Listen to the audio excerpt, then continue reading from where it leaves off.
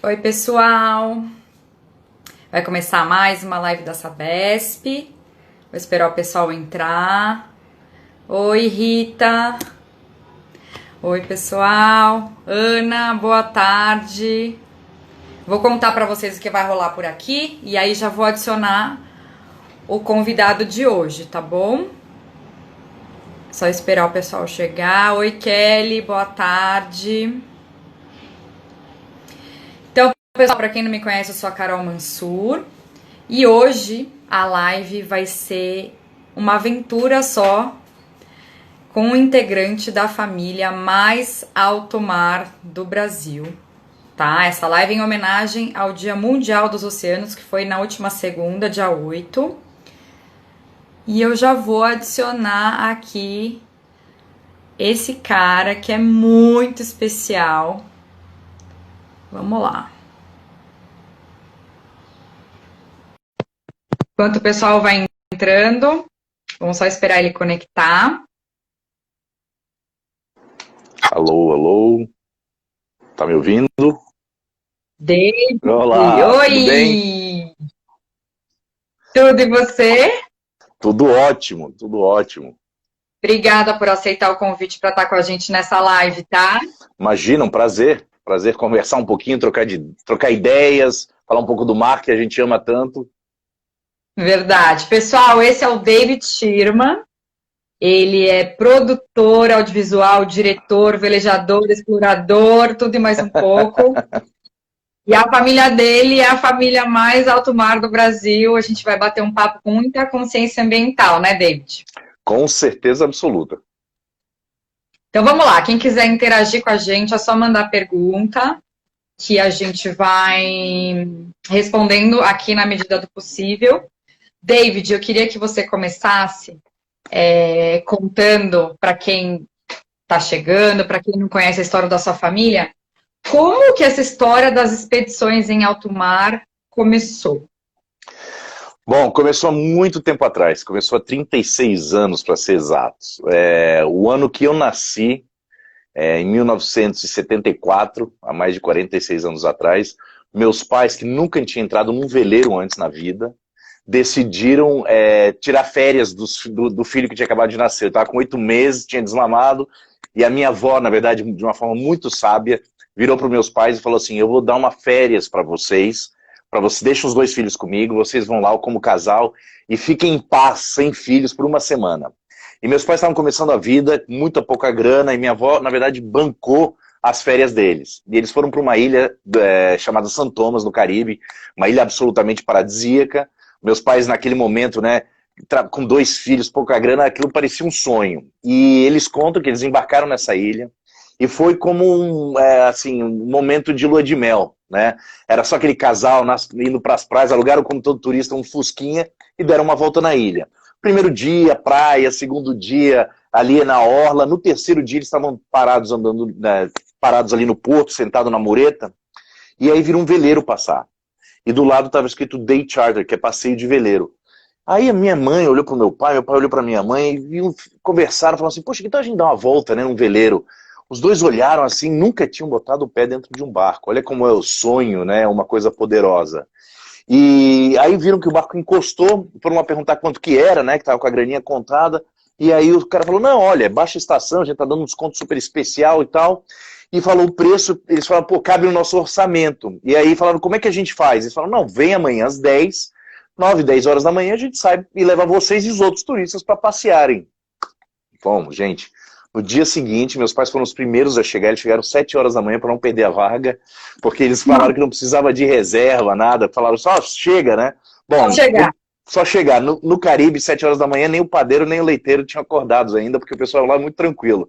Meus pais ficaram ali esperando até a primeira pessoa chegar do barco, foram os primeiros a embarcar, e assim que eles entraram no barco, o barco, né, soltou as amarras, saiu velejando, e eles relatam que aquilo ali transformou o momento, a vida deles para sempre, porque eles olharam aquilo de uma forma, parecia uma coisa mágica, né? O barco sendo impulsionado só pelo vento, o barulho das ondas batendo contra o casco, e naquela época nós morávamos em Florianópolis, então meus pais falaram: como que a gente mora numa ilha como Florianópolis e nunca tinha navegado antes?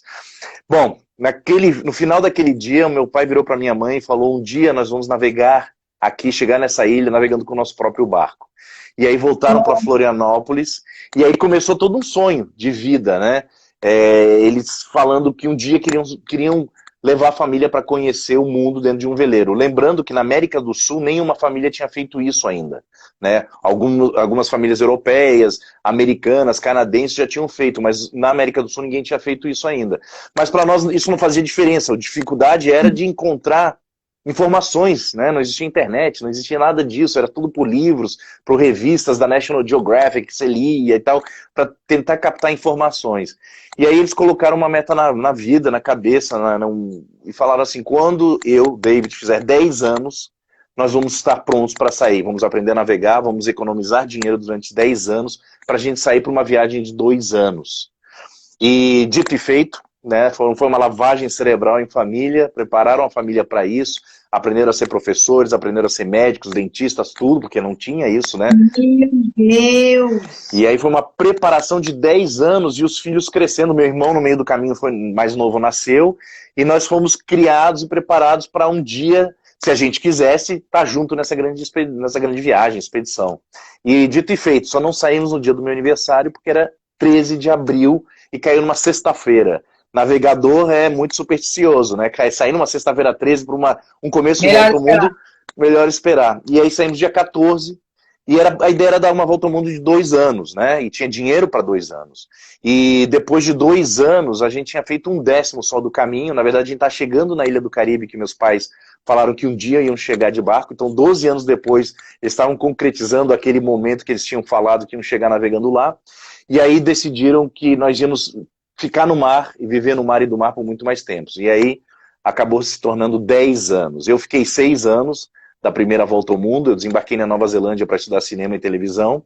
Meu irmão mais novo fez os 10 anos e quando ele voltou ele tinha vivido mais tempo no barco e no mar do que em terra. Ele saiu com 7 anos, voltou com 17 e tinha passado mais tempo, né, de vida no mar do que em terra. Então esse foi o nosso começo, e depois disso aí surgiu a segunda volta ao mundo de 97 a 2000, fazendo a Rota de Magalhães, e depois a terceira volta ao mundo, que foi a Expedição Oriente, né, que foi a mais recente, que acabou faz 3 anos, que foi traçando a rota dos chineses, a suposta rota que os chineses tinham dado a volta ao mundo antes dos europeus. Então esse foi o nosso começo, a gente vive no mar e do mar por muito tempo. Eu hoje faço parte das expedições em momentos esporádicos, porque eu toco toda a parte de logística e administro aqui de terra as expedições. Elas cresceram, né? Hoje nós temos equipes dentro do barco de filmagem, assim por diante, além da família, e a gente transmite para o mundo inteiro, então tanto através de internet, como através da televisão a cabo, como também televisão aberta junto com a Globo, a gente acaba transmitindo para o mundo inteiro, e tem fãs no planeta inteiro seguindo as expedições e as viagens da família Schirmer. Com certeza, né? Mais fãs hoje aqui também. Legal. Agora me fala uma coisa, o Wilfredo e a Heloísa, seus pais, eles estão com quantos anos hoje? Olha, pergunta polêmica, viu? Falar a idade dos meus pais, tá, mas não, eles estão com 70 e poucos, tá? Eu vou deixar por aí, 70 e poucos, só que... Quando eles começaram? Eles tinham, meus pais tinham 35 anos quando eles começaram nessa grande jornada. E quem que ensinou o seu pai a velejar? Meu pai e minha mãe, eles aprenderam a velejar juntos, né? Foi uma paixão em conjuntos. E o menino de 15 anos começou a ensiná-los a navegar. Foi assim, 15 anos. Eles começaram de uma forma super primária, com um barco que não tinha motor, não tinha cabine, que virava, que era chamado um Lightning, na Baía de Florianópolis. Foi um começo muito singelo, muito simples. E aí eles foram se aprimorando, meu pai e minha mãe juntos, e aí começaram a correr regatas, né, que é corridas de veleiro, e ali foi quando eles realmente aprenderam muito sobre mar, e depois, óbvio, com esses anos todos no mar, né. Então a gente pode dizer que vocês também já convivem com isolamento social há muito tempo, né? Já. A grande diferença, eu acho, do isolamento que as pessoas vivem hoje é que no mar é melhor. É muito melhor no mar, porque você tem um horizonte, né, muito maior. Mas eu acho que o outro aspecto é que ele não é um isolamento forçado, foi opcional, né? A gente se preparou para isso. Onde todo mundo hoje está vivendo, né, um isolamento forçado, quando pode ficar em isolamento, está vivendo um isolamento forçado. Mas é muito parecido, né? Eu estou há exatos 93 dias em casa aqui, a minha mãe está aqui comigo em São Paulo, então eu estou cuidando dela, e nós estamos juntos há 93 dias. E as regras são muito parecidas com o barco. Assim, a gente faz exatamente a mesma rotina, do mesmo jeito, só que a gente sente saudade do mar, lógico, né? Mas é a mesma rotina e o mesmo princípio. Inclusive com meu filho de 11 anos, é a forma que a gente fez ele entender também como é que é essa vida. E ele já fez alguma viagem grande? Ele já fez, não chegou a cruzar um oceano ainda, mas ele já passou 2, 3 dias né, entre uma ilha e outra navegando, e ele já passou 2 semanas a bordo, vivendo dentro do barco. Ele ama. É difícil tirar ele dentro do barco, ele na verdade não quer ir embora. Ele quando vai para o barco não quer sair. E especialmente agora que, né, no barco está o meu irmão Wilhelm e a esposa dele, Érica, que administram o veleiro hoje, o full time, eles moram lá o tempo todo, assim como meus pais estão, né, que meus pais têm, que eu digo, rodinha e água nos pés, né, eles não param para lá e para cá. Mas o meu irmão que administra o barco é um tio que ama esse sobrinho, então quando o meu filho vai para lá, às vezes eu posso ficar uma semana e eu tenho que voltar, eu deixo ele lá e é difícil trazer ele de volta depois. Agora, como nesse tempo que você ficou em alto mar, quando vocês começaram, como ficou a questão de estudar, sua vida social, namorar? Era mais tempo no barco do que em terra? Porque eu sei que vocês visitaram muitos lugares e também Sim. desciam no barco, né? Mas como que fica isso? Uma vida nova, né? É uma vida totalmente diferente. Nós, para o pessoal entender, nós sempre vivemos dentro do barco, né? No tempo que a gente está nessas viagens, a gente não vive terra e barco, a gente vive realmente o tempo todo dentro do barco. Não significa que a gente está navegando o tempo todo. Às vezes a gente navega 20, 30 dias, 15 dias, e aí para 2, 3 semanas num porto, né? Numa ilha, num ancoradouro, e aí são pequenas escalas entre outras ilhas que a gente quer conhecer e depois tem mais uma distância maior. Então é mais ou menos dessa forma. Mas sempre morando dentro do barco. Olha, eu vou te falar que para mim algumas coisas foram muito bacanas. Primeiro, de não ter que ter uma rotina, né? Então ter que ir para a escola todo dia. Eu sei que é necessário, eu sei que as pessoas têm que ir para a escola. Nós estudávamos no barco. A minha mãe era uma disciplina extrema. Então era assim, das 8 da manhã até 1 da tarde, a gente estudava todos os dias. Não importa se tinha tempestade, não importa se o lugar mais lindo do mundo, a gente tinha que estudar. Tinha que estudar. Só que era muito mais bacana estudar em casa. Eu sei que muita gente não gosta, mas no barco era gostoso estudar. A gente estudava numa escola por correspondência, então ela mandava o ano letivo inteiro de uma só vez para nós e com as instruções para os pais, né? Na época que a gente fez a primeira volta ao mundo, principalmente que não tinha internet. Então a gente estudava dessa forma. Era muito mais rápido, porque era uma professora, né, para 2 alunos, que era eu e meu irmão, no começo 3 alunos, depois meu irmão mais velho desembarcou para fazer faculdade, e aí era 2 alunos. Como a gente se preparou para isso, e a minha mãe se preparou para isso, ela era uma excelente professora. E ela estava sempre sendo dedicada a isso. Então ela não tinha outras coisas como as pessoas estão em casa hoje, que tem que fazer call, e ao mesmo tempo dar aula, e ao mesmo tempo fazer um monte de coisa. Lá no barco a gente entendia como era a dinâmica, todo mundo ajudava, isso era uma coisa muito bacana do barco. Foi assim uma criação fantástica de entender o microcosmos que é um barco e como se respeitar os outros, o espaço dos outros, e também que eu tinha que lavar louça, lavar minha roupa desde pequeno, cozinhar e tudo mais, né? Não existia essa coisa de uma pessoa faz, existia essa cooperação entre todos nós.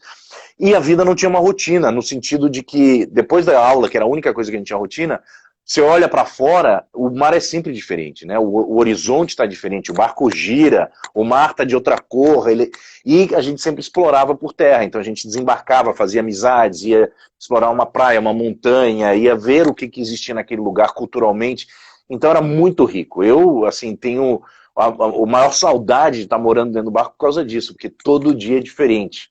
Inclusive a vida que eu levo hoje, dificilmente eu tenho rotina, né? Até pelos nossos trabalhos, tanto da família como cineasta, não existe rotina, porque eu falo, se eu vivesse uma rotina de todos os dias serem iguais, eu ficaria maluco, mas isso sou eu. Tem gente que adora a rotina e a gente respeita, mas eu não gosto. Então para mim foi incrível, até depois dos 10 anos, né? Quando eu comecei com 10 anos de idade, parece que o meu HD, meu cérebro aqui, começou a registrar tudo com muito mais força, né, lembrança do que os 10 anos antes, além de ser novo, era que existia uma rotina mais normal, né? Então foi fantástico, assim.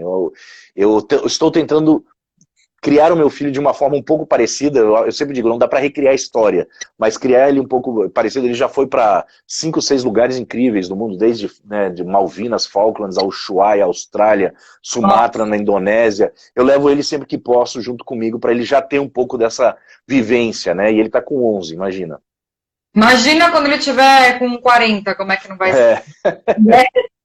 Agora, me fala uma coisa, a gente falou de planejamento, né? Uma expedição, obviamente, envolve um planejamento imenso e a gente tem como prever algumas coisas. Sim. Mas no caso de imprevisto, vocês já tiveram algum muito grande? Sim. De coisa? Olha, eu acho que o mar te prepara muito para isso, né? Inclusive a gente tem falado muito disso para muitas empresas que estão nos contratando para dar palestras e tal, e falar um pouco de como lidar desses imprevistos que estão acontecendo hoje na nossa vida. A grande lance é, você faz o planejamento é fundamental, né? A gente não faz nenhuma expedição que não tenha um planejamento minucioso. Mas o segredo não é só o planejamento, é como você adapta o planejamento para as mudanças que vão acontecer. Não existe planejamento perfeito que nada vai tirar ele dos trilhos. E esse é o desafio da vida, né? Até na nossa vida a gente acha que as coisas vão funcionar desse jeito e de repente o vento bate contra e você tem que dar um bordo, que a gente fala, né? Cambar as velas e ajustar. E é exatamente isso que nós ficamos acostumados a fazer, né? A sempre buscar, sem perder o rumo, sem perder o foco de onde a gente quer chegar. Então, a maneira que a gente faz essa adaptação ela é muito dinâmica. A maneira que a gente senta, né, às vezes não fisicamente, mas online, a gente discute para onde nós vamos, como que a gente vai achar uma alternativa, né? Como que a gente vai adaptar isso. Puxa, vai ter que dar 2 passos para trás para depois dar 3 para frente. Essa é uma das coisas, por exemplo, que a gente vê muito hoje em dia nas pessoas da sociedade, tem muita vergonha disso, né, de dar passo para trás. Puxa, eu estava num patamar de vida aqui, eu vou ter que diminuir, ou vou ter que cortar custo aqui, ou vou ter que viver um pouco desse momento, dessa maneira. Nós fomos criados sem isso, sem esses parâmetros. Não é fácil, é difícil para todo mundo mudar. É difícil para todo mundo ter que dar passo para trás. Mas a gente já entendeu que dando esse passo para trás, você dá 3 para frente. Então, quando você entende isso, você tem muito menos medo e você fica mais confortável. E foi exatamente isso que a gente faz. A gente bota o plano lá e fala assim, ok, não dá para fazer desse tamanho, como que a gente encaixa isso aqui, como que a gente muda, e a gente muda. Então, eu vou te dar um exemplo na navegação. Depois de 16 dias no mar, no Oceano Índico, durante a nossa segunda volta ao mundo, nós chegamos na ilha de Madagascar. E que tem até a ver com o momento que a gente está vivendo, né? Chegamos na ilha de Madagascar, depois de 16 dias, dá vontade de desembarcar, sabe? Ir lá para um restaurante ou comer um lanche, alguma coisa fresco, né? Porque no barco, 16 dias, a comida vai diminuindo, a comida fresca, você vai comendo comidas, né, como batata, outras coisas, e não uma salada, por exemplo, uma coisa, né, uma carne, uma coisa mais fresca. Pois bem, chegamos em Madagascar, e a primeira coisa que as autoridades falaram, olha, tem um surto de cólera neste porto. Ontem morreram 8 pessoas e nós estamos falando para todas as embarcações não ficarem aqui e irem embora, e esse surto está se desenvolvendo pelo país. Bom, é decisão na hora, né? O que a gente faz? Vamos arriscar, não vamos arriscar? Eles não mandaram a gente embora, eles só recomendaram. Bom, a primeira coisa foi, integridade da nossa tripulação, todo mundo precisa estar bem, não queremos correr esse risco, é um calculado. Vamos achar uma ilha aqui próxima, né? Um outro país aqui próximo que exista. Lógico, todo mundo, vamos ficar mais 3, 4 dias né, no meio do mar, porque era distante, foram as ilhas de Comores, em Maiote, que fica entre Madagascar e a África. Mas foi essa a decisão, e a gente foi. E chegando em Comores, nós tínhamos que filmar para o Fantástico, nós tínhamos que fazer matérias para, né, a internet. A gente se adaptou. Vamos buscar o que tem de interessante aí. Descobrimos que em Comores existe uma cerimônia de casamento que dura 3, 4 dias. Descobrimos, né, a cultura local e a gente foi descobrindo e foi gerando as matérias que a gente, né, tinha que gerar e foi super bacana, foi uma outra descoberta. E não parou o rumo, né, não parou a expedição, não parou os comprometimentos que nós tínhamos e o rumo da expedição. Então, a adaptação, eu acho que é né, o Einstein... É a chave. Meu Deus, fugiu o nome agora. De quem falou que quem vai sobreviver é quem se adapta melhor. Darwin, isso. Darwin foi o primeiro a já cunhar isso, porque é verdade, né? E nesse momento hoje de vida, É isso. E não foi fácil para nós também, nós estávamos com uma expedição marcada para sair já este ano, inclusive em parceria, né, com o Sabesp, a gente está né, conversando sobre esse tema de cuidar dos mares, e, de repente, temos que empurrar tudo para frente, né, alguns meses, porque não dá para fazer agora. É super frustrante. Nossa, é extremamente frustrante. Mas é a realidade. Temos que botar o plano Nos e adaptar mudar. à nova realidade, exatamente. Bom, Exatamente. eu queria que você falasse para mim, nas suas viagens maravilhosas, obviamente, como você mesmo já relatou, você visitou lugares incríveis, né? Mas eu queria que você relatasse essa ação do homem com relação à natureza. Você chegou a ver, por exemplo, lixo no mar? Já há relatos daquelas ilhas de lixo, que são aquelas montanhas que se acumulam por causa da corrente marítima. Você chegou a ver isso? Sim, chegamos a ver, e para nós elas não viam, a gente não achou como se fossem ilhas, muitas pessoas acham que é uma ilha, né? Na verdade são grandes aglomerações, né? Uma grande aglomeração de plástico que vai se unindo por causa das correntes. O que nós encontramos, o que eu chamo é de avenidas, e é como se fosse uma avenida, uma rua muito larga, eu estou falando aí de 100, 200 metros de largura e quilômetros de comprimento. Né? E quando você vê isso, e a gente viu isso no Pacífico, e eu estou falando no meio do oceano, estou falando em lugares assim, a 6, 7 dias longe de qualquer terra. Então é meio do oceano mesmo, aonde o mar é roxo, muita gente não sabe disso, mas no meio do oceano o mar não é azul, ele tem um tom de roxo, ele é uma cor um pouco diferente, porque ele é tão profundo, é a coisa mais linda do mundo, ele é um azul meio roxo assim. E aí de repente você vê aquelas avenidas que antigamente já se aglomeravam, mas era o sargaço, né? As algas faziam isso. Só que hoje, em vez de algas, são toneladas e toneladas de plástico, principalmente. 99% do lixo que se mantém no mar é de plástico. Não só isso, mas nós já estivemos em ilhas completamente desertas, longe de qualquer população, aonde a praia está completamente lotada de lixo, quase como uma praia depois do ano novo, que a gente vê essa tristeza às vezes do lixo, das garrafas PET, as pessoas jogando tudo né, no ano novo nas praias do Brasil. Praias assim, lotadas de lixo, aonde não mora ninguém, onde a população mais próxima às vezes está a 2.000 quilômetros. E para nós aquilo chocou. Aquilo nos chocou de uma forma... E a gente vem vendo esse crescimento de uma forma exponencial. Na primeira volta ao mundo a gente quase não via, na segunda começamos a ver muito, e na terceira volta ao mundo era assim, todos os lugares do mundo a gente já encontrou plástico nos oceanos e nas praias. Sério? Sim. Inclusive tem até aquela projeção da ONU, né, que se a gente não tomar uma atitude agora, em 2050, ou seja, daqui 30 anos vai ter mais plástico do que peixe. Exatamente. Nas águas, né? E é um dado muito verdadeiro e dá para entender, porque se nós, quando passamos nessas ilhas desertas, que a gente encontrou, né, a gente encontrou numa ilha chamada Henderson Island, a gente tirou 10 sacos de lixo de uma praia que não mora ninguém, que não tem ninguém, você pensar que ela é uma cabeça de um alfinete no meio daquele oceano todo, era uma pequena ilha, quanto não tem já boiando? E todo ano, estimam-se que 8 milhões de toneladas de plásticos novos vão parar no mar. E para você ter uma ideia, o que as pessoas não sabem, muita gente não sabe, é que esse lixo não vem de pessoas que moram em barcos ou nas praias e jogam o lixo no mar. 77% desse lixo, desse plástico, vem através de rios. E aí eu sempre falo para as pessoas, é uma cadeia. Você que joga o plástico na rua, que vai parar no bueiro, e que em alguns lugares não tem tratamento ou coleta disso, vai parar no rio, ele vem parar nos mares. Então 77% do plástico que vai parar nos mares, ele vem através de rios. Então, às vezes a pessoa está lá longe do mar. E ela às vezes a pessoa está na Avenida Paulista e joga uma tampinha e não tem noção que aquilo vai embora, vai para o rio e de lá vai chegar nos mares, que vai chegar no oceano.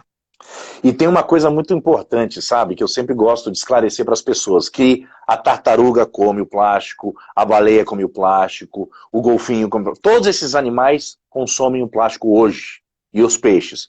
Isso faz com que a gente também os consuma. Mas tem um dado mais que nos alerta ainda mais, que é o fitoplâncton, que são microscópicas algas, elas são responsáveis, hoje já está comprovado que elas são responsáveis por 66% do ar que a gente respira vem através da fotossíntese dessas algas que estão no mundo inteiro, nos oceanos.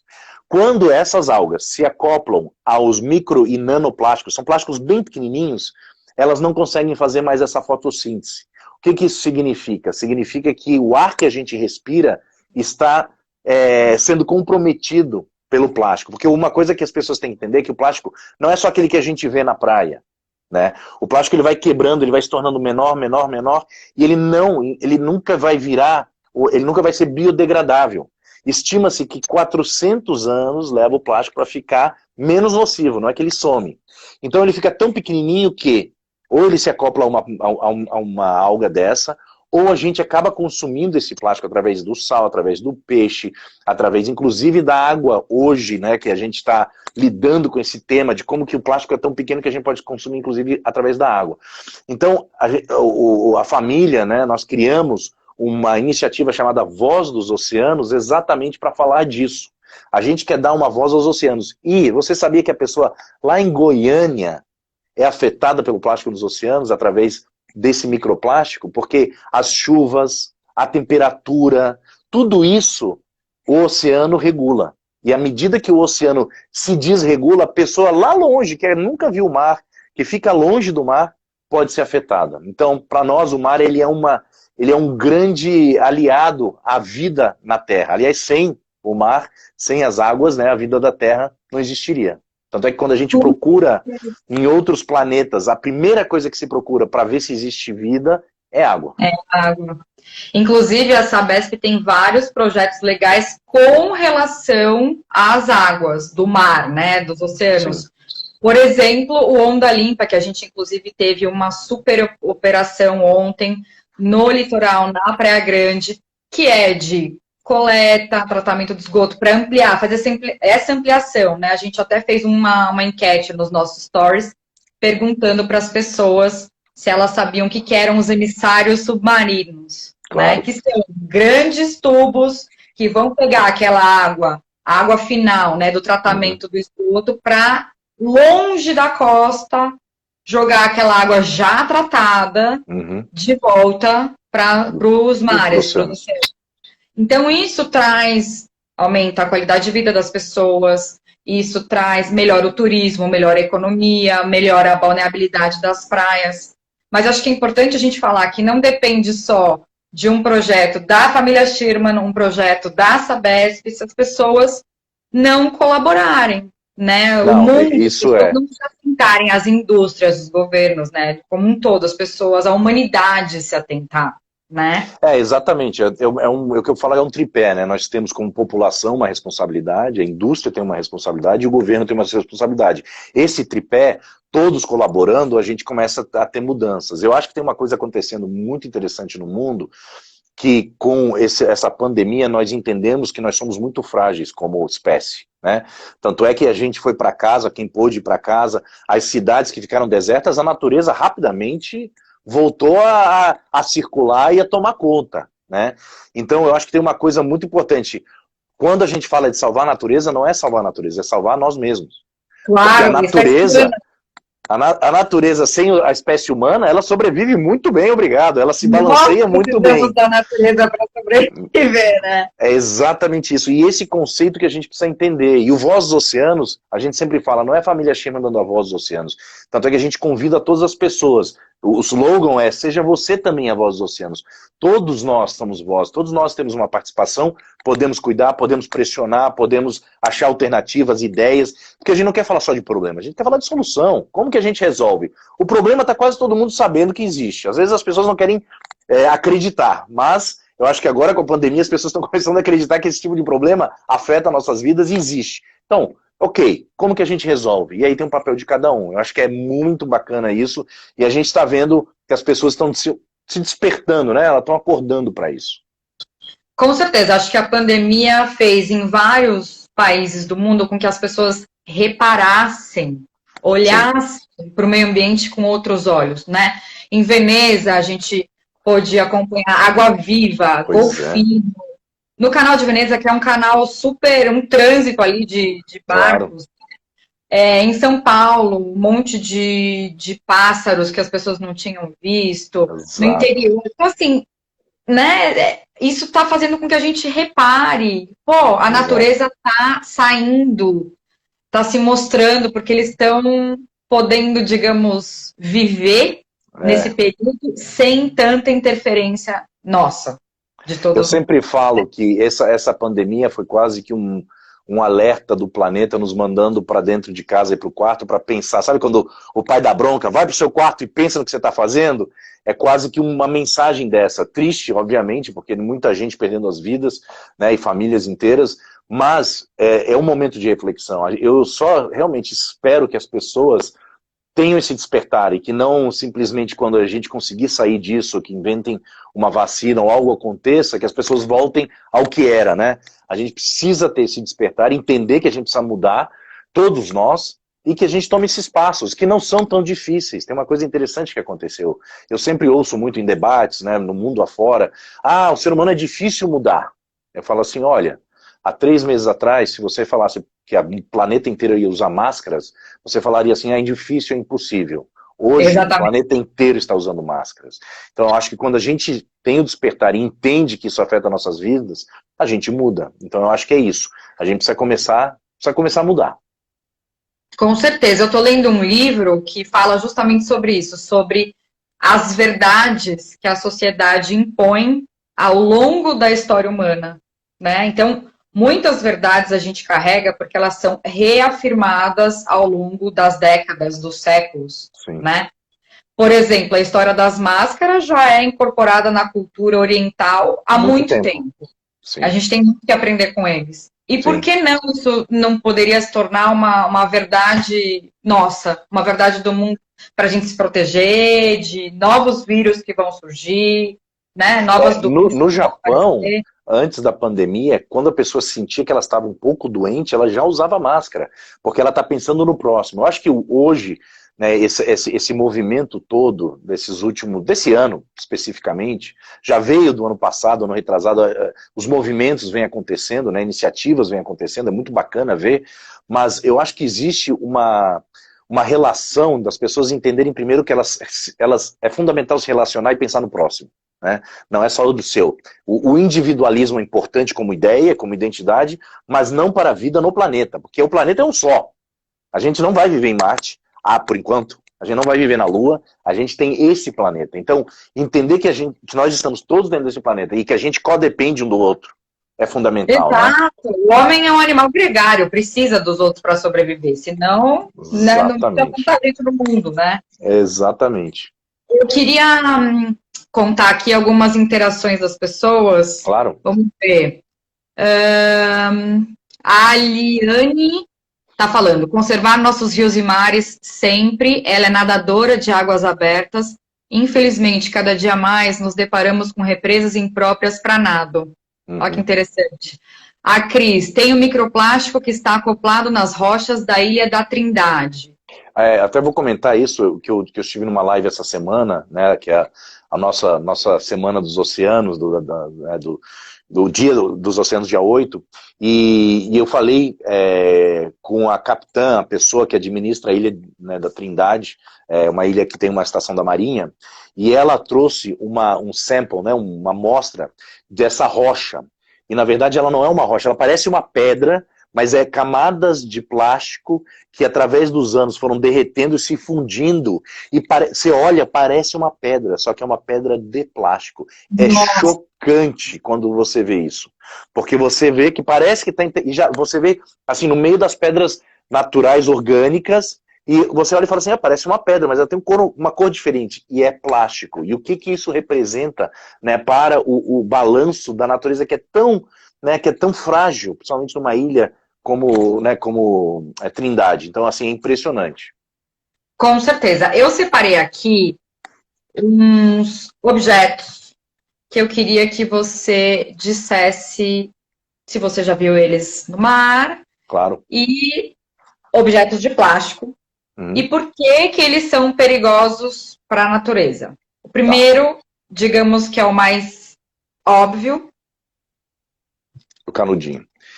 E o canudinho a gente encontrava ainda mais, ainda está no mar, a gente está vendo menos. O canudinho, esse sim, vem muito dos bares e restaurantes e barcos, né, que usavam canudos, e como ele é uma coisa leve e fica né, sempre na superfície da mesa, ele normalmente, com o vento sopra e vai parar no mar. Né? O canudo teve uma campanha tão bacana, né, pelo Brasil e mundo afora. Muita gente criticou, inclusive, a campanha, falando, só tartaruguinha que o canudo vai parar. E aí eu sou o primeiro a defender, falando assim, se a gente começa com o canudo, já é um passo. Começa a entender tantas novas gerações, quanto muitos filhos ensinando aos pais, falando assim, não pai, não pode ir. Olhando no restaurante, falando, por que você está usando o canudo? Porque a gente começa a criar uma consciência. Não é só pelo fato do canudo parar no mar, né? É pelo fato de que a gente está criando uma consciência contra um material descartável. E eu quero deixar claro aqui... Isso que eu acho que é importante frisar. Coletiva. Hoje eu vejo toda a molecada, né, da idade do meu filho já olha pro canudo como assim, tipo, pra quê? E realmente, se você for pensar, o canudo ele só é utilizado e necessário em alguns momentos específicos. Uma pessoa que doente, alguma pessoa que não pode ter um toque labial. Agora, tem uma coisa muito interessante que acontece, que eu quero até deixar claro. O plástico, ele é um material incrível, e ele trouxe e vai trazer muitos benefícios para nossas vidas. O grande desafio e o grande problema é como o plástico é utilizado e como ele não é reciclado ou reutilizado. Então, assim, deixa eu dar um exemplo. Esses plásticos descartáveis, esse tem que sumir das nossas vidas. Isso não pode mais existir, porque esse... é um plástico que você usa alguns segundos, exatamente. Você usa alguns segundos e ele não tem mais função. E ele ou vai parar na terra, e na terra, ele, como não é biodegradável, ele vai começar, as químicas vão começar a ir para a terra, ou ele vai parar nas águas, que daí é pior ainda, né? Porque os bichos comem, e aí ele vira microplástico, a gente já falou disso. Então, o plástico descartável a gente precisa dar um jeito. Como foi as latinhas. Se você vai fazer um plástico desse, você faz com uma latinha de alumínio, que hoje é 98% reciclada no Brasil. É um exemplo disso, né? Você não precisa gerar esse lixo. Uma coisa que as pessoas têm que entender é que não tem jogar fora. Você não joga o lixo fora. Né? O lixo só é colocado em outro lugar, principalmente lixo que não pode ser reciclado. O planeta é um só, você não joga o lixo para fora, ele está aqui, junto conosco. Exato. Então, só para terminar, tem plásticos que são muito bons nas nossas vidas, que a gente precisa, principalmente na comunidade médica, né, que você usa, na saúde, que você precisa ter o plástico. E esses plásticos, eles já são muito mais bem tratados. E a gente precisa achar saídas. Ou criar plásticos que são realmente biodegradáveis, não que parecem ser, mas que são biodegradáveis de fato, ou que a gente feche o ciclo do plástico para que ele seja reutilizado centenas e milhares de vezes, né? E aí, essa é uma das coisas que o Voz dos Oceanos vem fazendo. A gente vai anunciar em breve de busca de startups pelo mundo para tentar achar soluções para a indústria. Porque não adianta só bater na indústria. Exatamente, você compra, você incentiva. E aí a indústria vai continuar produzindo. A gente tem que falar com a indústria, tentar achar soluções para ela, falando, olha, às vezes a solução é um pouquinho mais cara, mas as pessoas, quem sabe se você bota um imposto um pouquinho mais alto no plástico comum, que é super poluidor e equipara com o mesmo preço do plástico ecológico ou biodegradável, quem sabe isso possa ser uma saída. Então, nós estamos buscando soluções. Não é só bater no plástico e falar que o plástico é o inimigo. Deixa eu falar, o plástico descartável é inimigo. Esse a gente precisa lidar. Ou a gente fecha o ciclo dele, ou a gente para de utilizar. Porque senão nós vamos ter problemas sérios daqui a 5, 10, 15, 20 anos. Mas todo plástico seria descartável, não? Por exemplo, um potinho desse que eu uso na minha casa, sim, uma hora ele vai se tornar um plástico descartável. Se você usar ele, você pode usar ele por 20 anos, 20, 30 anos. Sim. O plástico ele dura por muito tempo. Sim. Tudo bem, vamos dizer que eu quebre ele, sei lá, ficou inutilizado. A gente precisa reciclar ele. Esse é o grande segredo de como que a gente reutiliza o plástico. Que hoje não existe. Hoje existem pouquíssimas formas, né? Nós temos aí grandes empresas buscando esse, eu digo que é o grande gênio da lâmpada. É como que a gente cria um plástico que tenha uma vida cíclica muito maior, ou que ele seja biodegradável. É um dos dois. Essas são as saídas para o plástico como a gente conhece hoje, no sentido de utilização, não no sentido químico, né? No composto químico que ele é feito. Entendi. E tem também aquele lance que você já até comentou, que a gente está ingerindo plástico, tem o sintético das roupas, que aí você lava a roupa, aquelas partículas sintéticas também vão passar e tal. Agora, eu achei muito interessante aquele lance de que estamos ingerindo, talvez em um ano, uma quantidade semelhante a um cartão de crédito. Isso. Dizem que até menos tempo que isso. Os dados são né, porque a WWF lançou esse dado que era um por semana, depois falaram um por mês, e existe um pouco de confusão. Mas o equivalente ao cartão de crédito. É muita coisa, não só isso, mas parte do plástico que a gente ingere, ele passa direto. Parte fica no nosso corpo. O nanoplástico, ele começa a ser absorvido pelas nossas células. Nós, a Voz dos Oceanos, faz parte, ela tem duas grandes aliadas. Uma é a ONU, no Programa do Meio Ambiente da ONU, o PNUMA, internacional. Então a Voz dos Oceanos é embaixadora da ONU em nível mundial. E a gente tem uma parceria também com a Plastic Soup Foundation, que é uma fundação que estuda o impacto do plástico na saúde, nas nossas vidas. E no final do ano passado, a minha mãe foi o único representante do Brasil a comparecer, onde os cientistas e os médicos colocaram os primeiros, ainda parciais, resultados de estudos, e é assustador, porque afeta a fertilidade masculina e feminina, e aí você lembra daqueles filmes de futuro, né, quando aqueles ficção científica que as pessoas não conseguem mais ter filhos. Olha só que interessante. Bom, afeta a infertilidade, afeta alguns desenvolvimentos de câncer no nosso organismo. Isso ainda são imparciais, eles ainda estão continuando a estudar. Mas olha só o impacto disso nas nossas vidas, né? E por isso que a gente vem com o Tom falando assim, nós estamos com um monte de desafios e problemas surgindo. A gente precisa achar solução. Então vamos focar na solução, vamos falar assim do problema, mas não só reclamar. Vamos buscar solução, vamos exatamente. achar... Navegador é o seguinte, navegador quando vê tempestade não fica reclamando.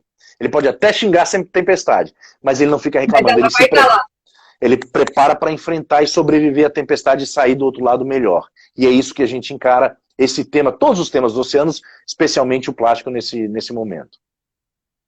Com certeza, inclusive falando em solução, a Aliane Cruz está falando que a Universidade Federal de São Carlos, no seu curso de Engenharia de Materiais, acho que é matérias ou materiais, estão buscando sempre novas soluções para melhorar essa situação. Vejo colegas que são da área de engenharia buscando novas soluções. Outro comentário, reciclagem do plástico deveria virar um business, como se tornou a reciclagem das latinhas. Exato. Daí seria mais fácil disseminar essa cultura no mundo todo, né? Esse nosso programa que nós vamos lançar com a SPIN, que é a nossa parceira nas startups, eu acredito que nos próximos 6 meses a gente deva lançar, uma das buscas é dentro das universidades, que muitas das inovações estão dentro das universidades. Então, qual tipo de polímero, né, qual mix de polímeros e polímeros ecológicos que a gente possa utilizar que são biodegradáveis. E eu acho que isso, e do business é com certeza absoluta. É fundamental que se torne algo sustentável no sentido de negócio, né?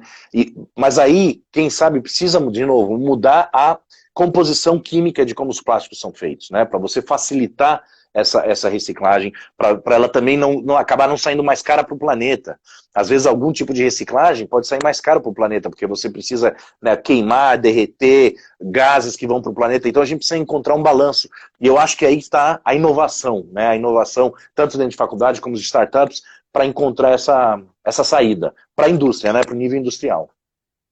E também aliar isso à consciência ambiental coletiva, porque senão, de novo, não vai adiantar nada fazer um mega projeto e as pessoas... né? Não vamos generalizar, tem muita gente que já mudou essa consciência, inclusive, gente, não uso canudo, tá? Foi só para mostrar, só para deixar claro. E ter esse trabalho de conscientização, né? Por isso até que a gente tem feito essas lives. A gente fez semana passada a Semana do Meio Ambiente, horta em casa, como você pode ter a sua composteira, criar a sua composteira na sua casa.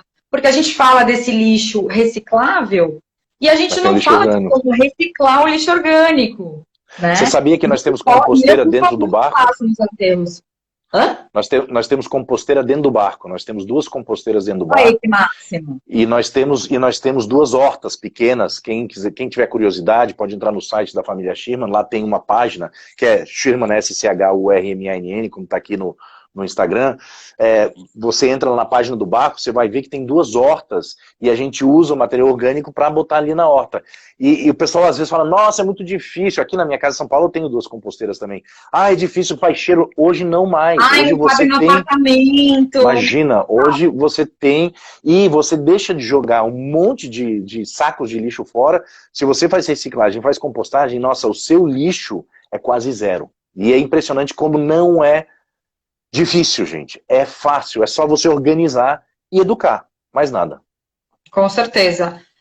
Voltando agora um pouquinho para sua família, eu queria que você contasse quem foi a Cat. Tá, a Cat foi minha irmã, é uma história absolutamente linda. Quem quiser conhecer essa história bem profundamente, eu quero convidar para assistir o filme Pequeno Segredo. Foi um filme baseado na história dos meus pais, dos pais da Cat e da Cat, que está no NetNow, então lá você consegue alugar o filme. Tá também no Google Play e no YouTube para aluguel. Então você pode alugar lá e assistir. É um filme emocionante, mas conta a história de como os meus pais adotaram a minha irmã, Cat, que com 3 anos de idade veio parar nas nossas vidas, porque os pais dela e ela estavam com HIV, contraíram um vírus, através de um acidente que a mãe teve no final dos anos 80, era uma doença muito nova, ninguém testava, né? Ela recebeu 7 bolsas de transfusão de sangue, e ela contraiu o HIV a mãe, depois passou para o pai, sem saber, e quando a Cat nasceu, na Nova Zelândia, ela já era soropositiva e também não fazia um pré-natal para ver se tinha HIV ou não naquela época, que era uma doença muito recente. Né? A mãe era brasileira, a Giane, e o pai, Robert, neozelandês. E eles foram um casal que meus pais conheceram na Nova Zelândia, nós conhecemos a família, lá na Nova Zelândia, quando a Giane estava grávida da Cat. E a minha mãe foi quase como uma irmã mais velha para a Giane, e durante a gravidez ajudou ela, e elas ficaram muito amigas. E minha mãe tinha até comentado, né, com a Giane, que a minha mãe teve 3 filhos, homens, e sempre falou assim, eu sempre quis ter uma menininha. Pois bem, isso foi quando a Cat nasceu. 3 anos depois, meus pais mantiveram, né, só por carta, contato, porque os e-mails ainda não eram uma coisa normal. E um dia eles pararam de escrever as cartas, meus pais falaram, bom, aconteceu alguma coisa, devem estar viajando pelo mundo, que eles também eram navegadores. E um dia o Robert apareceu no lançamento do livro lá no Rio de Janeiro, na família, com a Cat no colo aí já com 3 anos, e a minha mãe perguntou cadê a Giane, e depois de insistir muito, ele revelou que a Giane tinha falecido. Não imediatamente ele falou que era do HIV, por causa disso. Ele, na verdade, falou que ela tinha tido, né, uma doença, outra, e meus pais sentiram que o Robert estava um pouco confuso, um pouco solitário, até porque ele não morava no Rio, ele tinha vindo só para ver meus pais. E aí meus pais convidaram o Robert para ir no barco, passar um tempo, e o Robert revelou porque ele estava lá. Era porque ele e a filha estavam com HIV, e ele falou pro meu pai e pra minha mãe, olha, antes da Giane veio a falecer por causa, né, ela desenvolveu AIDS, e aí acabou morrendo de uma doença consequente, e ela falou, fez um combinado com o Robert, que se algum dia ela ficasse muito doente, que ele ficasse muito doente, e que eles não conseguissem criar mais a filha, que iam buscar minha família para doar a filha, para pedir que ela fosse adotada, e para levar ela para conhecer o mundo. E sabendo que a minha mãe sempre teve um sonho de ter uma menina. E ele falou, eu estou aqui para isso. E foi assim que eu ganhei uma irmã.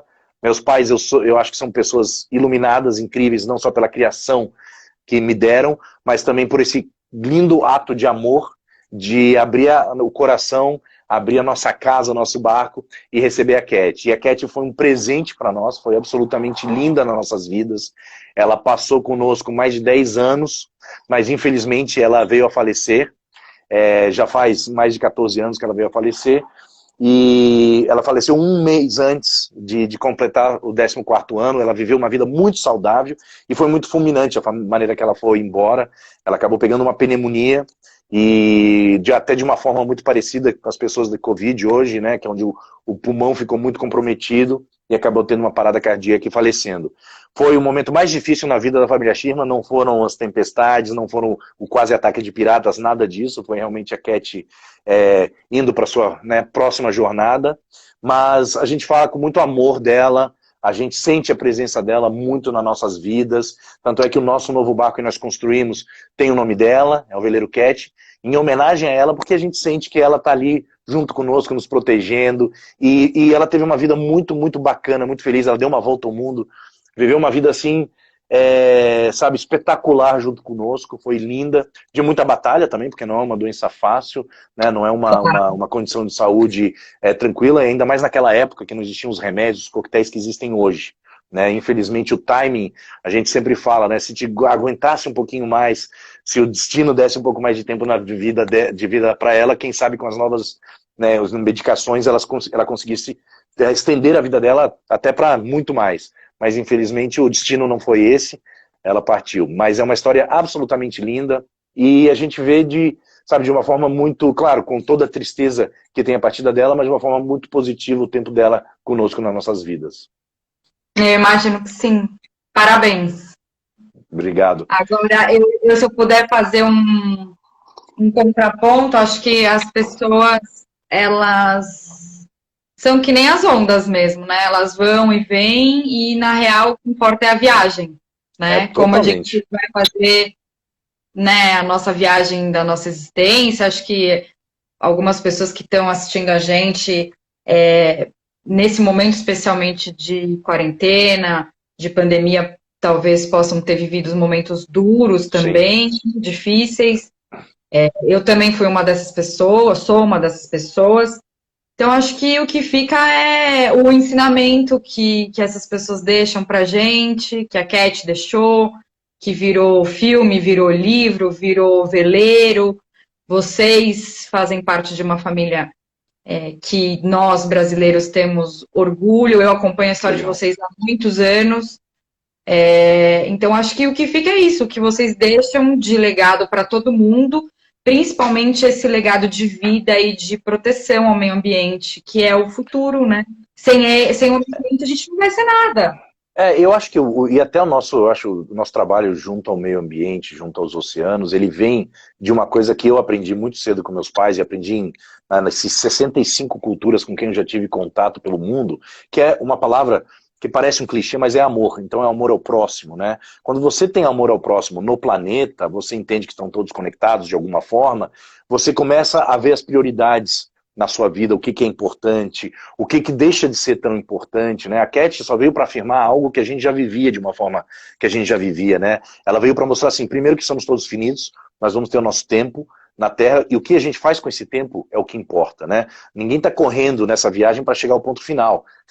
Ninguém quer chegar ao ponto final rapidinho. A gente quer realmente que essa viagem vale a pena, né? Que ela vale a pena, que ela tenha ensinamentos, e vão ter momentos muito difíceis, como o momento da Cat quando ela se foi, mesmo na vida da Cat, que foi uma batalha especialmente da minha mãe, muito para entender essa enfermidade, muitos médicos falando, ela só vai viver seis meses, ela não vai viver nada, por que você vai adotar uma criança que já vai morrer?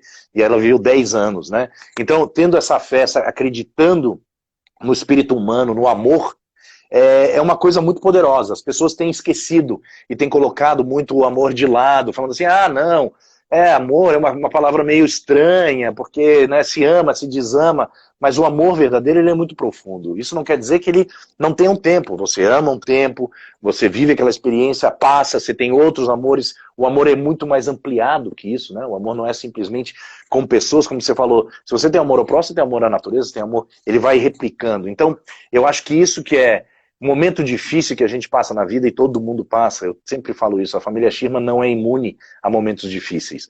A gente passa por momentos, às vezes, muito difíceis. Eu acho que a diferença é como a gente encara esse momento difícil. Essa é a grande diferença. Primeiro que é com diálogo, conversa, o máximo possível, aquilo que a gente já falou, adaptação, mudar de rumo, e acreditar que a coisa vai melhorar. Eu paro para pensar às vezes, imagina que meus pais deram uma volta ao mundo por 10 anos, numa época que não existia internet, não existia nada dessa tecnologia, nem o GPS existia quando a gente começou a navegar, para você ter uma ideia. A gente navegava pelos astros, né, pelas estrelas, como os antigos navegadores. E a gente navegava com carta náutica, não tinha tela digital que mostrava onde a gente estava, que nem o carro hoje no Waze. Então a gente navegava com 3 filhos, naquela época, longe de médico, dentista, de tudo. E deu tudo certo. E aí as pessoas perguntam, pô, foi um milagre. Eu falo assim, não, 10 anos não é milagre. 10 anos é acreditar de corpo e alma que vai dar certo. É de trazer energia positiva para dentro, mesmo nos momentos mais difíceis e mais conflituosos, né? E como toda família, a gente teve conflito em família, discussão. Imagina criar 3 adolescentes dentro de um barco, né? Os pais que têm filhos adolescentes, imagina isso. E como que você lida com esse jogo de cintura, como você educa seus filhos e passa tempo com eles também para eles entenderem que a educação não vem da escola, né? A educação vem da escola acadêmica, mas a educação vem de dentro de casa, ou dos pais, ou dos avós e dos tios, toda essa, né, ou dos amigos, vem dessas pessoas. Então eu acho que a palavra amor é uma que eu aprendi há muito cedo na minha vida e que é fenomenal e fundamental, que resume tudo isso. Eu também acho, eu também acho. Só para a gente fechar, que a gente tem 4 minutos, infelizmente, muito triste, mas o Instagram derruba a gente depois de 60 minutos. Só vou terminar com os comentários do pessoal, tá? Muitas pessoas elogiando a nossa live. Legal. A Sandra falando que a Sabesp patrocinou o filme Patrocinou Pequeno Segredo, sim, foi grande parceira. A Lid falando do livro que ela leu e que é maravilhoso, então fica a dica, pessoal, o filme e o livro. O Carlos falando, muito orgulho e inspiração eu tenho pela família Sherman, que vocês são iluminados. Obrigada por compartilhar essa live tão linda. Um prazer. Vou até antecipar a minha taça de vinho do dia. Uma taça de vinho é super importante sempre. Só quando não está no meio do mar. Perigoso. E eu acho que tendo até um contraponto, que hoje é quinta-feira, é feriado, uma data, né, católica importante, então acho que a mensagem de amor tem tudo a ver, e acho que ficou aí o maior ensinamento que acho que é um ensinamento de todos, para todos, e que seria do meio ambiente com relação ao homem, que acho que é o amor mesmo, né? O meio ambiente dá tudo pra gente sem esperar nada em troca. Exato. Eu acho que é isso, né? E eu acho que nós, brasileiros, nós temos uma coisa que a gente tem perdido nos últimos anos, que é esse amor à vida, né?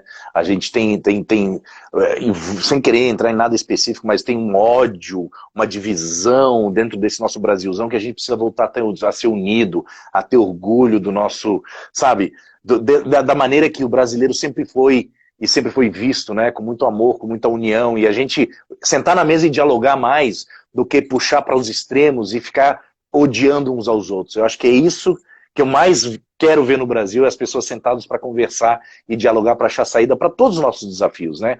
E um dos principais a gente está tentando fazer, que é os oceanos, que é dar voz aos oceanos.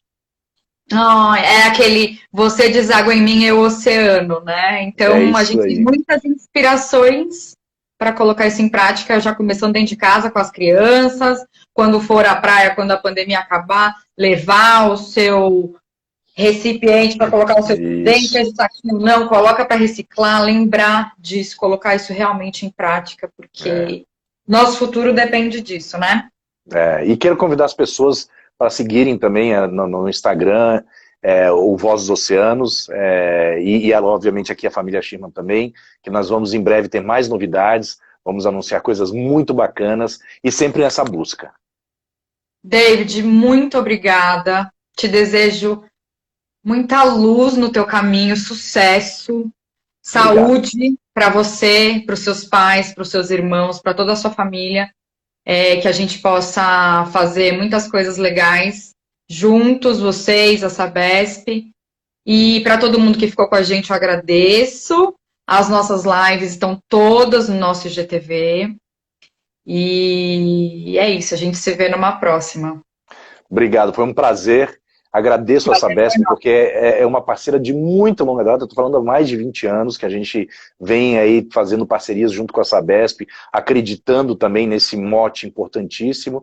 Então, muito obrigado a você, né, que a gente já tinha os caminhos já tinham se cruzado no passado das nossas vidas.